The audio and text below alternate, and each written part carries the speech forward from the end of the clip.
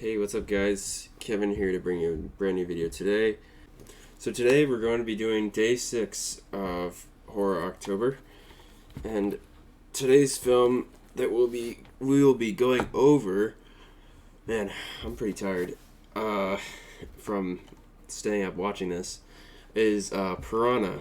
And I mean, to really no surprise, this movie was rather average, because it's considered to be like a classic like B movie, and it definitely felt like that, and like in some ways like even worse than just like a B movie. Um, in certain ways, this movie was produced by Roger Corman. He's a pretty well well recognized producer for movies. He's produced a lot of movies, and he's still alive, believe it or not. He's 94 right now. But yeah, this film is pretty.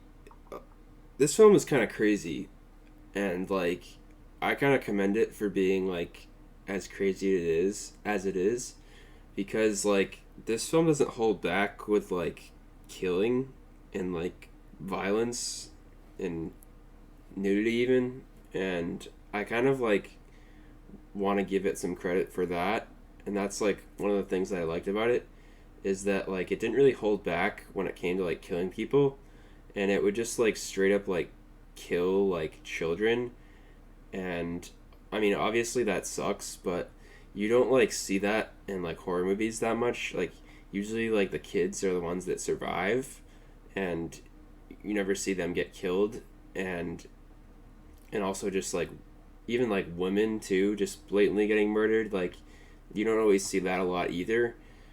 So like, I mean, not to say that like, you know, it's bad that like women don't get killed in horror movies, but like it's just nice to see like, you know, diversity, like everyone getting killed, you know, like not just the guys getting killed. So this movie kind of goes against that. Yeah, so I do commend it for that, and it also does have like a good score going for it too that kind of keeps you in it. Like it's an older movie. It's from 1978, and it's got kind of like one of those like really good older horror scores that's just like helps you like feel the intensity of it, as far as like whether these people are going to survive. Like there's a lot of different situations that go down with like different people in danger, and they're just fun to watch. Like seeing what these people try to do to like escape and whatnot. Plot wise though, like this movie has some like glaring issues, I'd say, because like they never really like, there's no real like climax and real end to this movie. Like it's just kind of a climax, and then it just like randomly ends out of nowhere. Basically, this guy theorizes that he can kill the piranhas by letting out this gas, which he does. Yay! Like he lets it out, and we don't really know if the piranhas are even dead. They like let out like a couple like shrieks. You can hear them like shrieking, so maybe they were dying. I don't know.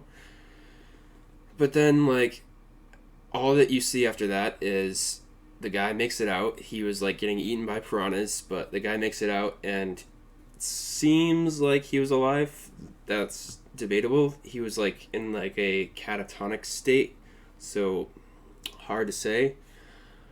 But, and then just after that, all you see is just this scientist girl who is, like, you know, researching this stuff and trying to like, I guess, manage it.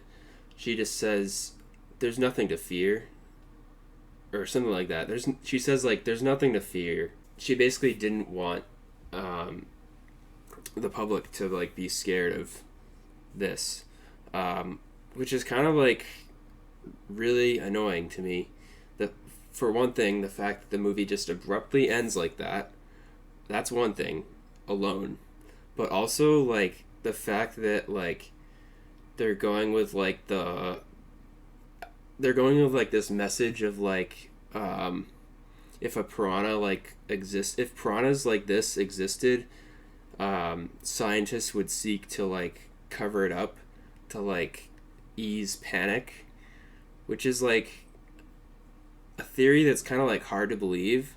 But I mean, I guess I do give it like some credit, like for like working that working that way. I give it some credit for working that way just because like it feels like it was kind of like thought out as far as like a reference to like different things that happen within society where like something like bad will happen and like the higher up powers will seek to like cover it up, like maybe for example like what happened in Roswell um, could be an example. Could be. Could be. Not saying it is. Could be. But just like things like that, like people would like seek to cover it up because they didn't want to cause like mass panic. Even though the stupid part is that you would be better to cause panic so you could save the lives of people, which and just that just like really annoys me because like they they blatantly let these people go in this water. I guess they had like supposedly thought they had like killed the piranhas, but they still let these people go in this water without like saying anything about piranhas, and they were like seeking to cover it up, while these like two main characters were trying to like, um, I guess like inform the public. But nope, can't do that. Don't do that. Nope, not happening. Like we don't want to cause panic, even though people are gonna die, and that's gonna be even worse. Like what? And like also, also, there's the cliche that's I guess like maybe not that cliche because this movie's from 1978, but I couldn't I couldn't look past this cliche even though this movie's older because it's just so damn annoying to see and I've gotten so damn tired of it. It's the cliche where like someone like sees something in a horror movie and they try to like tell someone about it and the person's just like, "Oh no, that's not real. You didn't see that. You didn't see that. Why what are you talking about? That's science fiction." Dude, please stop with this concept. Like why is it that every time something like bad is happening like to people that people never want to like believe you? Like if I just like um was like say like in a secluded area with like a body of water and saw someone get eaten by a piranha, if I told you I saw someone get eaten by a piranha, like wouldn't you want to believe me? Like why would I make that up? Hmm? Why would I make that up? Come on. Is that a joke? That certainly wouldn't be a joke, though. Anyways, that's just so annoying to me. Like, especially with like something like this, like a piranha. Like, I don't know. I think a piranha is more believable than a lot of other things that you see in horror movies. I think that's like so overused in horror where you're like the person just doesn't believe the other person and as a result, the people in the public die from it and people just carelessly keep swimming not believing that something could be going wrong, and as a result like 100 people die. It's just like it's shitty to see it like go down that way as a result of that. That just really bothered me. But overall, the movie like was like enjoyable. Like it was like well paced for a good amount of it up until the end, and like there was a lot of like good intense moments, and like the story was fine early on, until it got to that point where they were like trying to tell people about the piranhas. This movie was also like listed as like a comedy, and I do have to say it did have like a couple of like funny moments. Like at one point, these people were like in jail, and this guard they baited this guard into like coming into this person's cell, and then she like knocks him out, and she can't get the keys off his pants, so she literally takes off his entire pants to get the keys out of the cell. It's just like there's a couple like silly moments like that were just kind of like funny. But yeah, as far as like cast goes for this movie, there's no one really like notable that I can like name off. I mean, I thought the performances were fine. Nothing really like that special. The only like notable actress in this movie that I know is Barbara Steele, who is a great actress that I like in a lot of movies, like Nightmare Castle and The Ghost. Those are two good movies she was in. She's also in The Pit and the Pendulum. That's supposed to be good as well. I still haven't seen that. But yeah, she's like a very pretty well-known horror actor from like the 60s, 50s, and 70s.